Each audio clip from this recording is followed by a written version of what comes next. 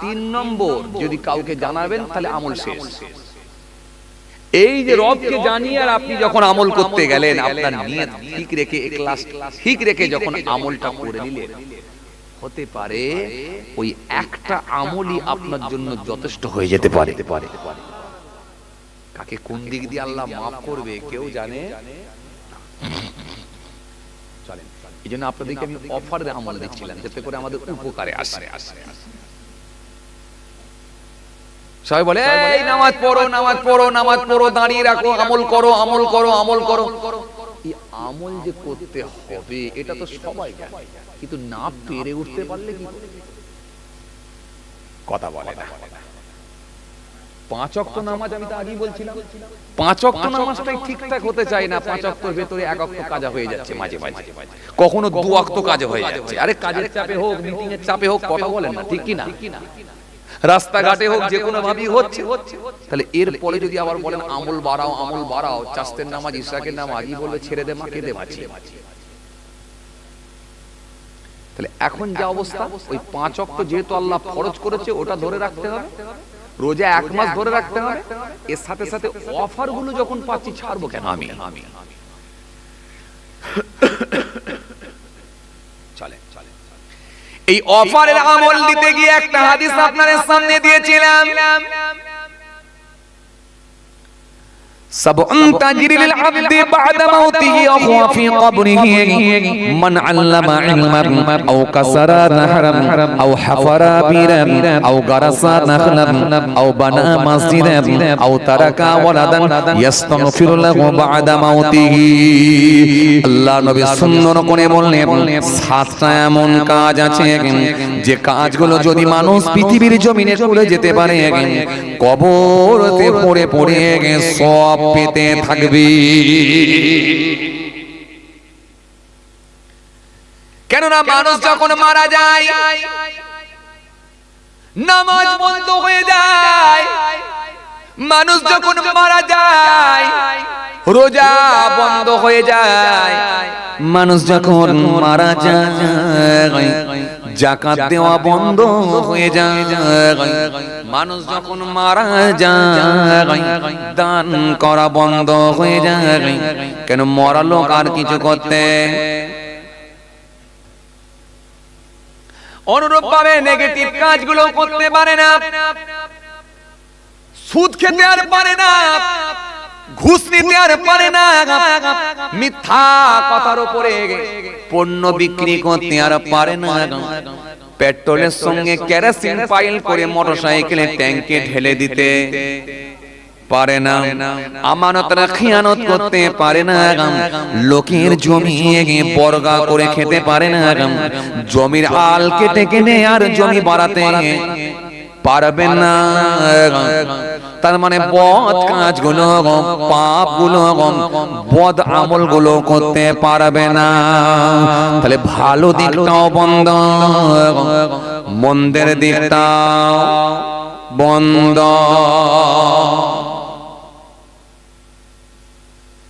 কিন্তু দুর্বল স্টুডেন্টদের জন্য,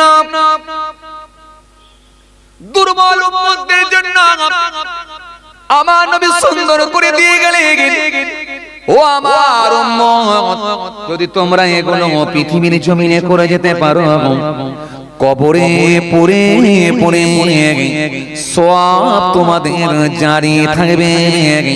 তার ভেতরে 1 নাম্বার হলো মান আল্লামা ইলমান, যদি কেউ ইলম শিক্ষা করে অপরকে ইলম শিখাতে পারে। হাদিসে দার্স দিয়েছে, মিসকাত শরীফ পড়িয়েছে, বুখারী শরীফ পড়িয়েছে, নাসাই শরীফ পড়িয়েছে, তিরমিজি শরীফ পড়িয়েছে, আবু দাউদ শরীফ পড়িয়েছে। এভাবে হাদিসের দার্স দিয়েছে, উসুল পড়িয়েছে, ফিকহ পড়িয়েছে। এভাবে কিতাবগুলো যখন পড়িয়েছে, তাফসীরগুলো পড়িয়েছে, অথবা সেই মানুষটি ছিল হাফেজে কোরআন, নিজে হাফেজ হয়ে হাফেজ তৈরি করেছে, জীবনে অনেক দিন বেঁচে ছিল, 50 বছর বেঁচে ছিল, 60 বছর বেঁচে ছিল, 80 বছর বেঁচে বেঁচেছিল এই 80 বছরে সে অগণিত হাফেজ তৈরি করে দিয়ে গেছে। প্রত্যেকটা মানুষের অগণিত হাফেজে কোরআন তাদের সিনার ভেতরে আল্লাহর কোরআন পৌঁছে গেছে। কিন্তু এই হাফেজে কোরআনটা মারা গেছে, ইন্তেকাল হয়ে গেছে, মৃত্যুবরণ করেছেন। ওই আলেমটা মারা গেছে, ইন্তেকাল করেছেন, মৃত্যুবরণ করেছেন, কিন্তু কবর থেকে নিয়ে কিয়ামত পর্যন্ত সব জারি থাকবে।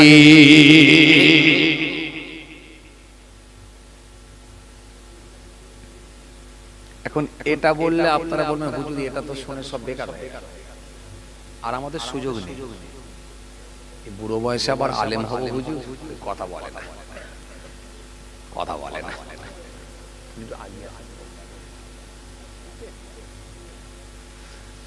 এই বুড়ো বয়সে আর হাফেজ হবো হুজুর, তাহলে এমন একটা দিলেন যেটা আমাদের কোনো উপকারে উপকারে এলো না, উপকারে আছে তো। আমি তো 7টা বলেছিলাম, এই তো সবে একটা ধরেছি। এর ভেতর থেকে যেটা ভালো লাগবে সেটা গ্রহণ করবেন, আপনি সেটা নেবেন। সব যদি পারেন আলহামদুলিল্লাহ, আর না পারলে তাও আলহামদুলিল্লাহ, না পারলে ইন্নালিল্লাহ বলবো না আলহামদুলিল্লাহ। পারেন যদি আলহামদুলিল্লাহ, না পারলে ইন্নালিল্লাহ বলছি না, আলহামদুলিল্লাহ একটা লাইন অন্তত আলহামদুলিল্লাহ সেটাকে নিয়ে সন্তুষ্ট হন, আলহামদুলিল্লাহ। কিন্তু এই সুযোগটা তো আপনার আছে, আপনি নিজে হাফেজ নাই, কিন্তু আপনার সন্তান আছে 10 বছর বয়স, 8 বছর বয়স, 7 বছর বয়স, তাকে তো আপনি হাফেজ বানাতে পারবেন, এই সুযোগটা আপনার আছে। আপনি বৃদ্ধ মানুষ, আপনি নিজে হাফেজ না, কিন্তু আপনার তো পোতা আছে, ওই ছেলেকে বুঝিয়ে যদি পোতাকে হাফেজ বানান, এটা তো আপনি পারবেন। কেন একটা হাফেজের সম্মান অনেক, একটা হাফেজের কদর অনেক, কিতাবের মধ্যে পাওয়া যায়। কাল কিয়ামতের ময়দানে আমার আল্লাহ পাক ওই হাফেজকে ভালোবেসে কিয়ামতের ময়দানে নূরের পাগড়ি পরিয়ে দিয়ে সুন্দর করে আমার আল্লাহ সেই দিনে বলবেন, ও হাফেজে কোরআন বলো বান্দা বলো, বলো আজকের দিনে তুমি কাকে নিয়ে জান্নাতে যেতে চাও? আমি আল্লাহ তোমার ওসিলায় 10 জনকে জান্নাত দিয়ে দেব। জোরে হয় না, আরো জোরে। ও হাফেজে কোরআন 10 জনকে সুপারিশ করার অনুমতি দিচ্ছে। কাকে কাকে তুমি পছন্দ করো, চুজ করো, তুমি চয়েস করো, পছন্দ করো। সেদিনে যদি আপনার পুত্রটা হাফেজ হয়ে থাকে, আপনি হতে পারেন না, কিন্তু সেই পুত্রটা কি মনে হয় নিজের বাপকে ছাড়বে? সেদিনে যদি আপনার পোতাটাকে আপনি হাফেজ বানাতে পারেন, সেদিনে কি মনে হয় ওই পোতাটা দাদুকে ছাড়বে? সেদিনে কি আপনার মনে হয় আপনার নাতিটাকে যদি হাফেজে কোরআন বানাতে পারেন, আপনার নাতিটা কি সেদিনে নানাকে ছাড়বে বলে মনে হয়? তাহলে বুড়ো হয়েছেন তো ঘাবড়াচ্ছেন কেন?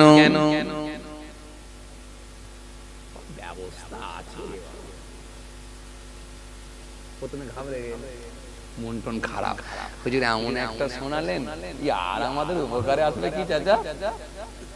এবার একটু ঘুরিয়ে দিলাম, সহজ হয়ে গেল বুঝতে আপনাদের। তো এবারে আপনাদের আগ্রহ জন্মালো না, তাই এটা তো খারাপ নয়, কথাটা তো ঠিকই বলেছে, চেষ্টা করা যাক একবার।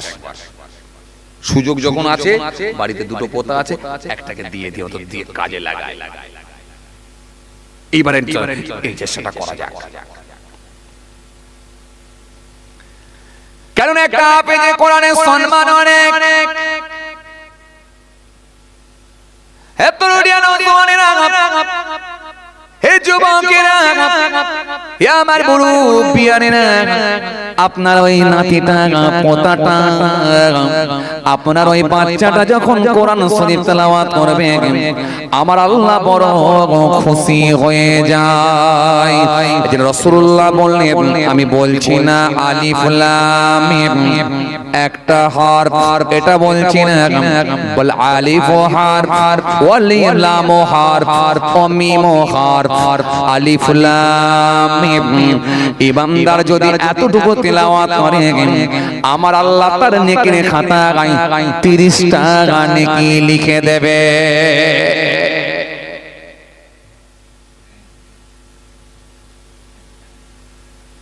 স্টুডেন্টকে সব সময় সহজ ভাবে দিতে হয়, তাদের সামনে কঠিন ভাবে তুলে ধরলে স্টুডেন্ট গ্রহণ করতে পারবে না।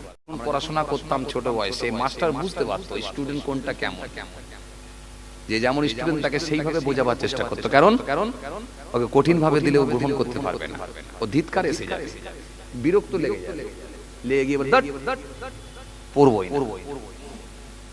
সহজ ভাবে দিতে হবে, না বাবু এটা তো তোর হবে, তুই পারবি না তো কে পারবে, তোর জন্যই তো। এত সুন্দর করে সহজ ভাবে দেবেন, তখন ওর মাথায় লেগে যাবে, না ওহ কি সুন্দর লাগছে তো।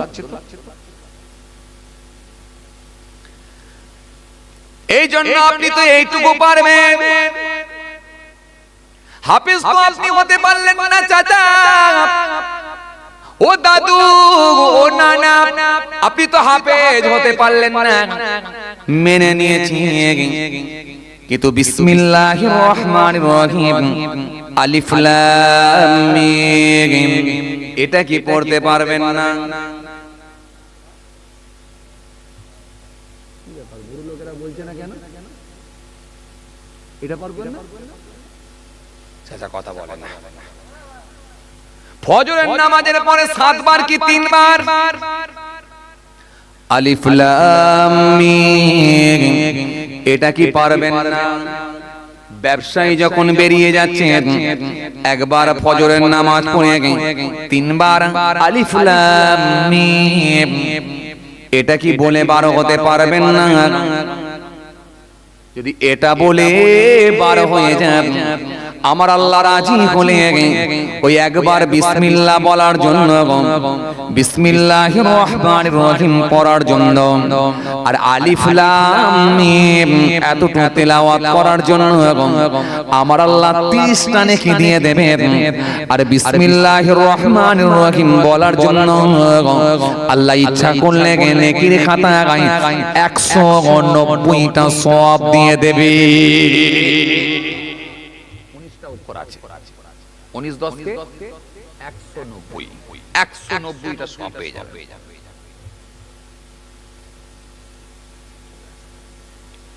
খুব চাপ, খুব চাপ, কোন চাপ না, সহজ ভাবে আপনি তাহলে আলিফ লাম মিম এটা বলি চালিয়ে যান, আর আপনার পোতাটাকে একটা হাফেজ বানিয়ে দেন, একটা আলেম বানিয়ে দেন। কেন নবী বলেছেন, যদি সে আলেম হয়ে আলেম বানাতে পারে, ইলম শিক্ষা দিতে পারে, কাল কিয়ামতের ময়দানে আমার আল্লাহ রাজি হয়ে গিয়ে খুশি হয়ে গিয়ে ওই হাফেজে কোরআনকে 10 জন সুপারিশ করে জান্নাতে নিয়ে যাবার অনুমতি দিয়ে দেবে। আর ওই হাফেজে কোরআনের সম্মান আল্লাহ এত বাড়িয়েছেন, ওই আলেমের সম্মান আল্লাহ এত বাড়িয়েছেন, কবরে পড়ে থাকবে ইলম শিক্ষা দেওয়ার জন্য, নিজে ইলম শিখে অপরকে শিক্ষা দেওয়ার জন্য, কিয়ামত পর্যন্ত সওয়াব জারি থাকবে।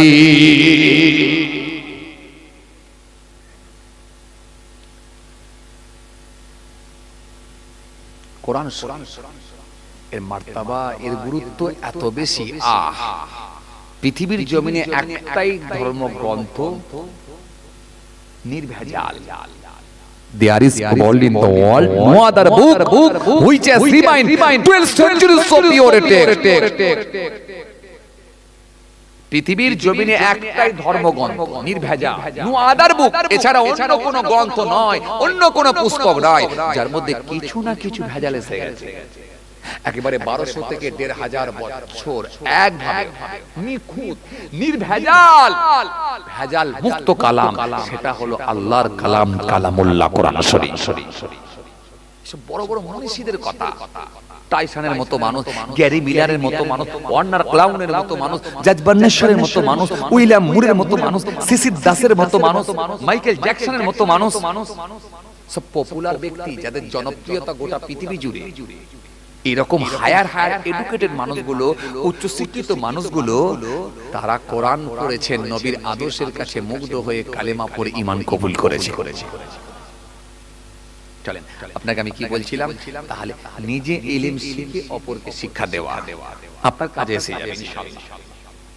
আর আপনি যদি না পড়তে পারেন, অন্তত এতটুকু পড়েন, আলিফ লাম মিম পড়েন, বিসমিল্লাহির রহমানির রহিম পড়েন, আপনার উপকারে আসবে ইনশাআল্লাহ। আর যদি একটা সন্তানকে হাফেজ বানাতে পারেন,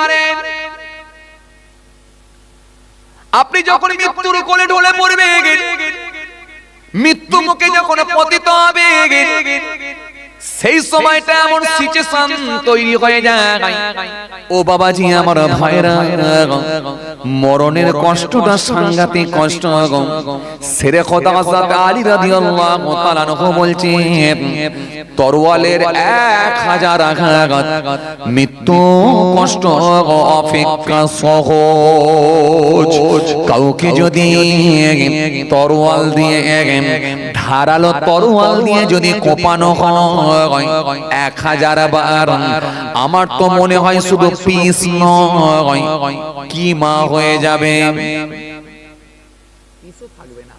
ধারালো তরওয়াল দিয়ে যদি কাউকে 1000 বার কোপানো হয়, কিছু থাকবে বলে মনে হয়? এরপর হযরত আলী বলছেন, মওতের কষ্ট তার থেকে বেশি, তার থেকে বেশি মওতের কষ্ট, তার থেকে বেশি। হযরতে ইদ্রিস আসলাম বলছেন, জ্যান্ত প্রাণীর শরীর, জ্যান্ত প্রাণীর, জ্যান্ত জীবের শরীর থেকে যদি চামড়া ছাড়িয়ে নেওয়া হয়,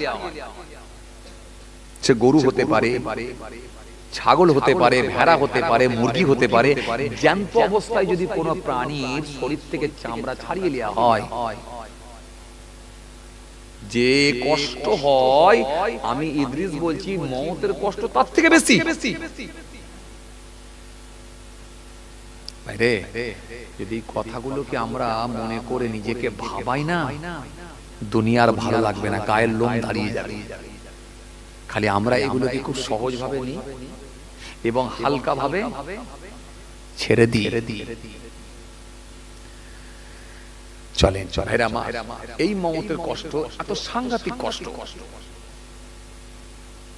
নূহ আসলামের ছেলে হযরতে শামকে যখন জিন্দা করা হয়েছিল 4500 বছর পর, কত বছর পর? 4500 বছর। কম বেশি যিনি 170 হাত লম্বা ছিলেন, এত বিশাল বড় লম্বা মানুষ ছিলেন। তো এই শামকে যখন জিন্দা করা হয়েছিল, অনেকের মত, অনেকে আবার মত পোষণ করেছেন যে তিনি নবীও ছিলেন, আবার কেউ কেউ বলছেন না, তিনি নবী ছিলেন না, তবে ইসলাম ধর্মে বিশ্বাসী ছিলেন, একজন ইমানদার ছিলেন, ধার্মিক ছিলেন। খুব ভালো করে এই শামকে যখন জিন্দা করা হয়েছিল, খুব ভালো করে জিন্দা করার পর, জি হযরতে ঈসা রূহুল্লাহ বনি ইসরাইলের যুগে আমার আল্লাহ পাক এই বনি ইসরাইল গোত্রের মধ্যে পাঠিয়েছিলেন, নবী রাসূলদেরকে পাঠিয়েছিলেন, তার মধ্যে ঈসা রূহুল্লাহ এসেছিলেন শেষে। ঈসা রূহুল্লাহকে একবার জিজ্ঞাসা করা হয়েছিল, হুজুর আপনি তো আল্লাহ নবী, আল্লাহ রাসূল, মৃতকে আপনি জিন্দা করেন, তো সামনেই যে গোরস্থান, কবরস্থান দেখছেন হুজুর, এই গোরস্থানে, কবরস্থানের পুরানো কবর থেকে একটা জিন্দা করে দেখান না হুজুর। হযরত ঈসা রূহুল্লাহ একটু চিন্তিত হয়ে পড়লেন, হয়ে তিনি বললেন, ঠিক আছে চলো, আল্লাহর কাছে দোয়া করো, আল্লাহ তুমি আমার ইজ্জত রক্ষা করো আল্লাহ, আর এই কবর থেকে যদি জিন্দা হয়ে ওঠে তাহলে এরা ঈমান কবুল করবে বলেছে। খুব সমস্যা, কোথায় যাবে? জি জি, পকেটে হুজুরকে নিয়ে ঘুরে বেড়াচ্ছি। শুধু আমার মতো না, কত হুজুর, হাজার হাজার হুজুরকে নিয়ে পকেটে করে ঘুরছি। কি কথা ঠিক কি না? 299 299 টাকা রিচার্জ করলে আপাতত 28 দিনের জন্য সব হুজুর তো পকেটে। কি কথা বলে? আর 399 399 টাকা রিচার্জ করে দিলে এখন 84 দিন হুজুর পকেটে। শোনো না, কত শুনবে। ইংরেজি ভার্সনের মানুষ আপনি, তো আমেরিকার হুজুরের ওয়াজ শোনেন। আরবি ভার্সনের মানুষ আপনি, তো দুবাইয়ের হুজুরের ওয়াজ শোনেন, আরবের হুজুরের ওয়াজ শোনেন। আপনি উর্দু ভার্সনের মানুষ, তো পাকিস্তানের হুজুরের ওয়াজ শুনছেন। আপনি বাংলা ভার্সনের মানুষ, আমাদের পাশের দেশ বাংলাদেশ তথা ভারতবর্ষে বিভিন্ন স্টেট যেখানে বাংলা ভাষাভাষী মানুষ বসবাস করে, এই বাঙালি হুজুরদের বয়ান শুনছেন। তাহলে এক কথায় আপনি সব ভাষাতেই তো আজকে বয়ান শোনার সুযোগ পেয়ে গেছে। কথা ঠিক কি না? তাহলে ইন্টারেস্ট তো কমে যাওয়ারই কথা। তবে একটা কথা মনে রাখবেন, এরপরেও যারা বোঝে তারা মাহফিলে গিয়ে বসে, কারণ হতে পারে এই মাহফিলটাই জীবনের শেষ মাহফিল হয়ে যেতে পারে। বাড়ি পর্যন্ত পৌঁছাবো এই গ্যারান্টি না, এখানে বসে শেষ দোয়া পর্যন্ত হব থাকবো এই গ্যারান্টি, এই নিশ্চয়তা না। কথা বুঝে আসছে? জি জি, এই তো গতকাল কি আমার কাছে খবর এলো, হুজুর যে বাড়িতে বসে আপনি নাস্তা করেছিলেন, গতবারে খাওয়া দাওয়া করেছিলেন, হ্যাঁ ভাই কি হয়েছে, এবছরও জলসা নেওয়া ছিল তাদের। হুজুর জলসাকে কেন্দ্র করে সে বাড়িতে ফিরছিল, জয়পুরে বাস থেকে নেমে স্লিপ করে বাসের পেছনের চাকায় ঢুকে গেল, ওখানে লাশ। ঘরে আর জ্যান্ত আসতে হলো না, অ্যাম্বুলেন্সে করে বাড়ি চলে লাশ। তো এই তো ব্যাপার, জলসার জন্য সে বাড়ি আসছে, তাকে আর জ্যান্ত আসতে হলো না, যে বাস থেকে নেমেছে সেই বাসে তার জীবন চলে গেল, অ্যাক্সিডেন্ট হয়ে মারা গেল। তো এই তো ব্যাপার, মৃত্যুটা এত কাছে, মৃত্যুটা এত কাছে, এটা আমরা কটা মানুষ মনে করতে পেরেছি? আর মৃত্যুকে যদি কাছে মনে করতে পারতাম, তাহলে কিছুটা হলো আমরা সংযত ভাবে জীবন যাপন করতে পারতাম, একটা সিস্টেমেটিক ভাবে আমরা চলতে পারতাম। কথা বলে না, মৃত্যুকে আমরা কিছু মানুষ তো অনেক দূরে পৌঁছে দিয়েছি। বুড়ো লোকেদেরকে দেখছি, কারো দাড়ি ভেঙে গেছে, সাদা হয়ে গেছে, মাথার চুল সাদা হয়ে গেছে, দাঁতগুলো ভেঙে গেছে, কেউ 80 বছর 85 বছর বয়স পেয়েছে। আমরাও গর্ব করে অনেকে মনে করছি যুবকরা যে আলহামদুলিল্লাহ আমরাও বয়স অনেক পাবো, কিন্তু না। এজন্য আমি বলি যে বুড়ো মানুষটা, যে মুরব্বী লোকটা 80 বছর 85 বছর কি 90 বছর পেয়েছেন, আপনি শুকরিয়া আদা করেন যে আল্লাহ আপনাকে অনেক হায়াত দিয়েছেন।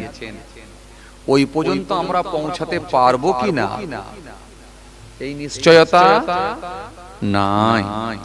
মৃত্যুটা খুব কাছে, মৃত্যু খুব নিকটে। একমাত্র আখিরি নবী, নবী মুহাম্মদ মুস্তাফা সাল্লাল্লাহু আলাইহি ওয়াসাল্লাম, যিনাকে জিজ্ঞাসা করা হয়েছিল, হুজুর যাবেন আল্লাহর দরবারে যাবেন? এছাড়া ব্যতিক্রম, এটা ব্যতিক্রম, এছাড়া আর কাউকে কিন্তু জিজ্ঞাসা করা হয়নি। হবে যাকে জিজ্ঞাসা করা হয়েছিল, জিনাকে, তিনি মওতকে এত কাছে মনে করতেন, এত নিকটে মনে করতেন, একবার টয়লেটে স্টেঞ্জায় গেলে তৎক্ষণাৎ তায়াম্মুম করতেন। সাহাবায়ে কেরামেরা বলতে, ইয়া রাসূলুল্লাহ, হাবিবাল্লাহ, হুজুর পানি তো খুব নিকটে, খুব কাছে পানি, ওখানে গিয়ে ওযু করে নেবে। আল্লাহর নবী বললেন, আমি জানি পানি খুব নিকটে আছে, আমি ওখানে গিয়ে ফের ওযু করব, এটাও জানি, কিন্তু এই পানি পর্যন্ত আমি পৌঁছাতে পারবো কি পারবো না, এর নিশ্চয়তা কি আছে, এর গ্যারান্টি কি আছে? তাহলে জিনাকে জিজ্ঞাসা করে আত্মা বের করা হয়েছিল, জান বের করা হয়েছিল, যিনি আখিরি নবী, তিনি মওতকে কত কাছে মনে করতে। আর আমরা পৃথিবীর কাউকে জিজ্ঞাসা করা হবে না কোন সময় আল্লাহর ডাক আসবে, আর আমরা মওতকে অনেক দূরে পৌঁছে দিই। এরপরে এটা করতে হবে, তারপরে ওটা করতে হবে, তারপরে ওটা করতে হবে। কত রকমের পরিকল্পনা আমাদের ভেতরে, কত রকমের স্বপ্ন। কথা কিছু বুঝতে পারছেন বাবাজি?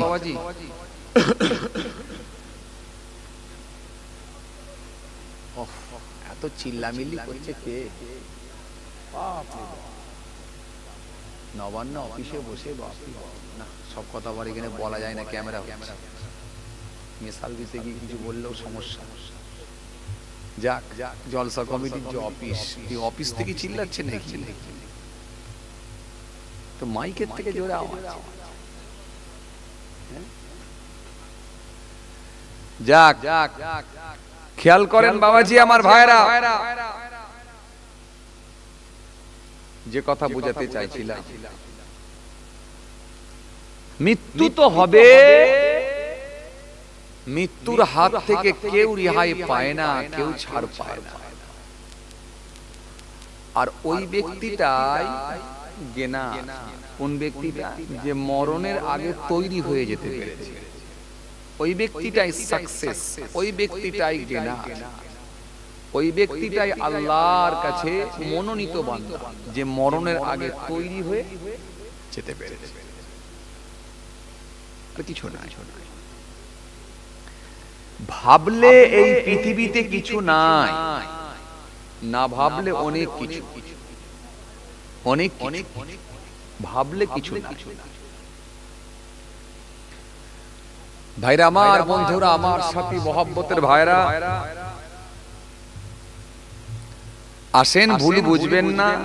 আমরা যে যতটা পারি আলহামদুলিল্লাহ কিছুটা অন্তত ধর্ম মেনে চলার চেষ্টা করি। ধর্মটা এমন ভাবে আমাদের মানা দরকার যাতে করে ধর্ম মানার পরে আমরা স্বচ্ছ হতে পারি। ধর্ম মানার নির্দেশ আল্লাহ দিয়েছেন এই কারণে, বান্দাকে স্বচ্ছ বানানোর জন্য, বান্দাকে স্বচ্ছ বানানোর জন্য, ফ্রেশ বানানোর জন্য, চকচকে বানানোর জন্য। বান্দা একেবারে আয়নার মতো চকচক করবে। কথা বলে, বান্দা আয়নার মতো চকচক করবে। এই চকচক করানোর জন্যই আল্লাহ ধর্ম মানার নির্দেশ দিয়েছেন, যাতে করে তার ভেতর আর কোনো অন্যায় কাজ থাকবে না।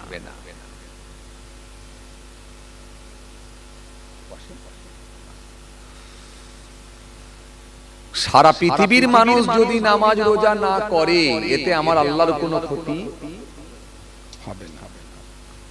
সুন্নতে মুআক্কাদা, সুন্নতে গায়র মুআক্কাদা যদি না করে, এতে রাসূলুল্লাহর কোনো ক্ষতি হবে না। কিন্তু ধর্ম মানার নির্দেশ এই কারণে, বান্দাকে স্বচ্ছ বানানোর কারণে, বান্দা যাতে করে স্বচ্ছ হতে পারে, অন্যায় কাজের সঙ্গে যাতে করে সম্পৃক্ত না হয়, অন্যায় মুক্ত জীবন তৈরি করার জন্যই ধর্ম মানার নির্দেশ। আমার খুব ভালো মনে আছে, এখানে হয়তো অনেক হাজী সাহেবও থাকতে পারেন, আলহামদুলিল্লাহ। যখন মক্কা শরীফে গেলাম, আল্লাহ নিয়ে গেলেন আপনাদের দোয়ায়, জেদ্দা পর্যন্ত ফ্লাইটে করে গেলাম। ফ্লাইট থেকে নামার পরে এবারে জেদ্দা থেকে একেবারে হারাম শরীফের উদ্দেশ্যে যে বাসগুলো যায়, বাস একেবারে জাপানি বাস, ভলভো বাস, আপনারা জানেন।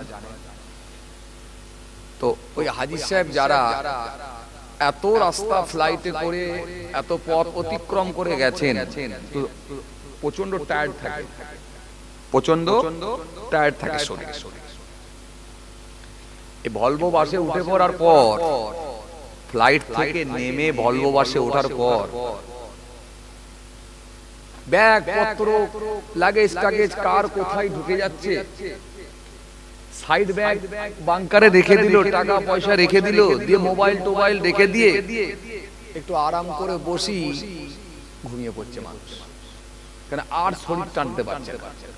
কিন্তু এই মানুষগুলো যখন ওই বাসের উপরে উঠে যখন নিশ্চিন্তে ঘুমিয়ে পড়ছে, এরা প্রত্যেকেই জানে যে এই বাংকার থেকে ব্যাগ চুরি করার লোক নাই, কারণ সবকটাই হাজী সাহেব হজ করার উদ্দেশ্যে যাচ্ছে। কথা বুঝছেন না? ওই মানুষগুলো জানে এখান থেকে ব্যাগ চুরি হবে না, চুরি করার কেউ নাই। কারণ এনারা যারা যাচ্ছেন সব হজ করতে যাচ্ছেন, আল্লাহর কাবা তওয়াফ করার জন্য যাচ্ছেন, তার মানে চুরি হবার কোনো সম্ভাবনা নেই। আর এই জন্যই তো ধর্ম মানলেই তো আপনি স্বচ্ছ হবে। আপনার চুরি, আপনার ব্যাগ কে চুরি করবে? আপনার জমির ফসল কে চুরি করে নিয়ে যাবে? আপনার পুকুরের মাছ কে চুরি করে নিয়ে যাবে? আপনার বাড়িতে কে এসে তালা ভেঙে চুরি করবে? তালা মারতে হবে কেন?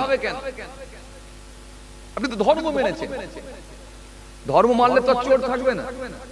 কথা বলে না, আপনি তো ধর্ম মেনেছেন, ধর্ম মানলে তো চোর আর থাকবে না রে বাবা। আপনার ভেতরে তো আল্লাহর ভয় ভীতি ঢুকে যাবে, চুরিটা করবে। তাহলে ধর্ম মানার নির্দেশ এই কারণে দেয়া হয়েছে বান্দাকে স্বচ্ছ বানানো। বসেন, কষ্ট করে দাঁড়িয়ে আছেন মুরব্বী মানুষ, বসেন। বান্দাকে স্বচ্ছ বানানোর জন্য এই জন্য হাদিস পাকের মধ্যে এসেছে, ওপরই বসেন না, অসুবিধা নেই,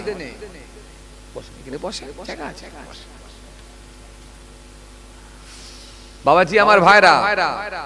এই জন্য হাদিস পাকের মধ্যে এসেছে, হযরতে আবু হুরায়রা রাদিয়াল্লাহু তাআলা আনহু থেকে বর্ণিত হাদিস, আল্লাহ নবী সাল্লাল্লাহু আলাইহি ওয়াসাল্লাম সুন্দর করে জানিয়েছেন। হযরতে আবু হুরায়রা রাদিয়াল্লাহু তাআলা আনহু থেকে বর্ণিত হাদিস, আন আবি হুরায়রা রাদিয়াল্লাহু তাআলা আনহু قال سئل رسول الله صلى الله عليه وسلم أي الناس أكرم قال أكرمهم عند الله أتقاكم।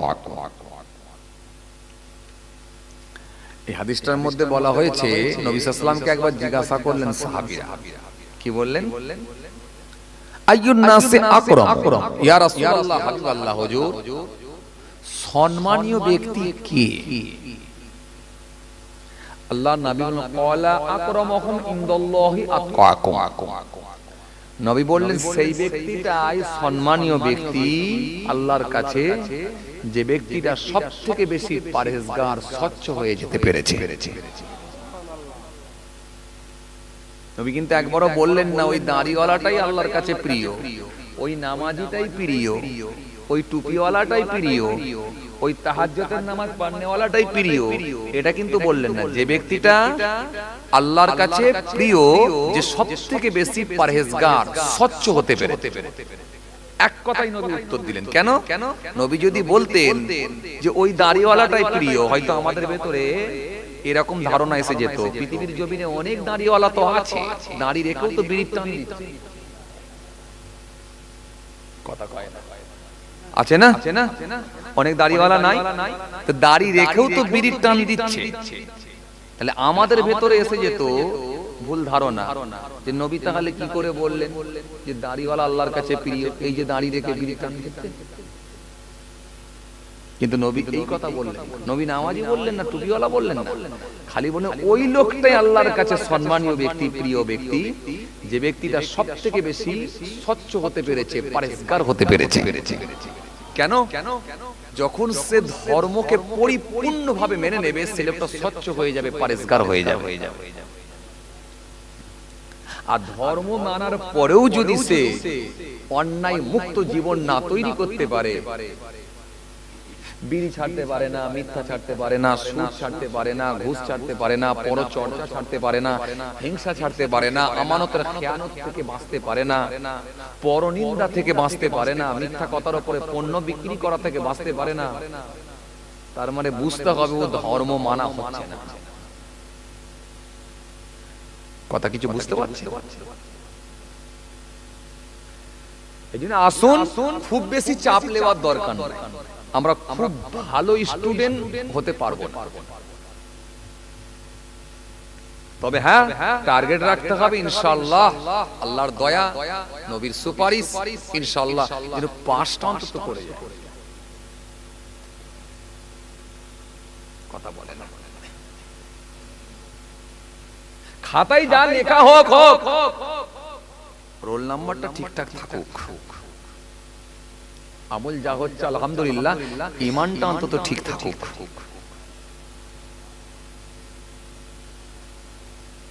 খুব বেশি ভালো স্টুডেন্ট আমরা হতে পারবো না। আরে বাবা, সারা জীবন ধরে চায়ের দোকান চালিয়ে আর মাধ্যমিক পরীক্ষার আগে 15 দিন পড়লি কি বিরাট নাম্বার হয়? সারা জীবন ধরে সুদের খাতায় নাম, ঘুষের খাতায় নাম, মিথ্যার খাতায় নাম, জোচ্চুরি খাতায় নাম, পরচর্চার খাতায় নাম, আমানতের খেয়ানতের খাতায় নাম, আর বুড়ো বয়সে দাড়ি রেখে 50 পার হয়ে মসজিদে ঢুকলি কি বিরাট ব্যাপার হয়ে যায়? এরকম লোক নেই? কথা বলছেন না কেন? যাক যাক, তবু বুড়ো বয়সে করছে, যদি আল্লাহ দয়া করে মাফ করে।